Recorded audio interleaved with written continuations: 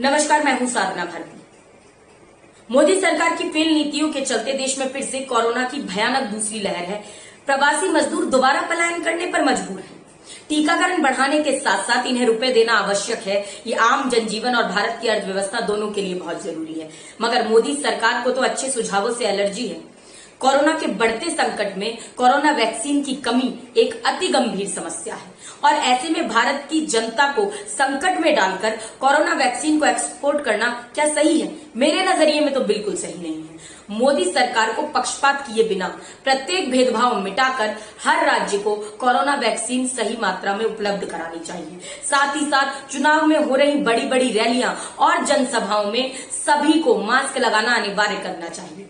नहीं तो यही संदेश जाता है कि जहां चुनाव होता है वहां कोरोना नहीं जाता, मगर जहां चुनाव नहीं होता वहां कोरोना पहुंच जाता है। मोदी सरकार पहले ही दिन से कोरोना को समझने, उससे लड़ने और उससे निपटने में विफल रही है।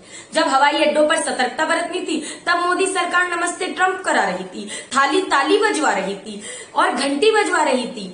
9:09 पर दिया बाती जलवा रही थी। मोदी सरकार अंधभक्तों से अंधविश्वास का अभ्यास करा रही थी। मध्य प्रदेश में लोकतंत्र को लूटतंत्र बनाने के लिए, सरकार गिराने के लिए विधायकों की खरीद फरोख्त करा रही थी। जिस समय प्रवासी मजदूरों को उन्हें घर पहुंचाने के लिए समय देना चाहिए था, तब इतने विशाल देश में मात्र 4 घंटे के शॉर्ट नोटिस के बाद पूरे देश में लॉकडाउन लगा दिया गया।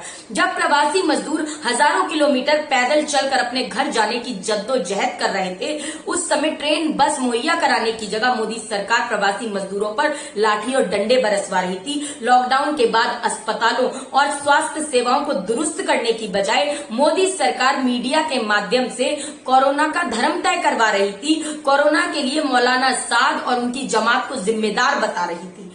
जब सैनिटाइजर और मास्क को जनता तक पहुंचाना आसान बनाना था, तब ये सरकार सैनिटाइजर और मास्क पर जीएसटी लगाकर उन्हें और महंगा करा रही थी। अरे कोरोना वैक्सीन बनी भारत में तो देश की जनता के लिए रखनी थी, परंतु अब मोदी सरकार उसे विदेशों में निर्यात करा रही है। अरे मोदी सरकार, अब तो जाग जाओ।